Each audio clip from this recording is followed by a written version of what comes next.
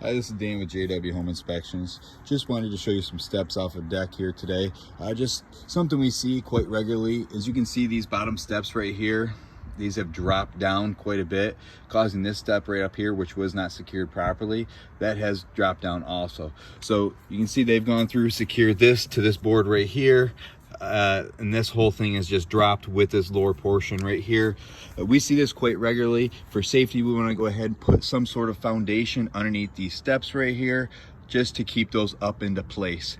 Obviously, we don't have a railing here also, which we always do recommend that for safety. Thanks for watching. Have a good day.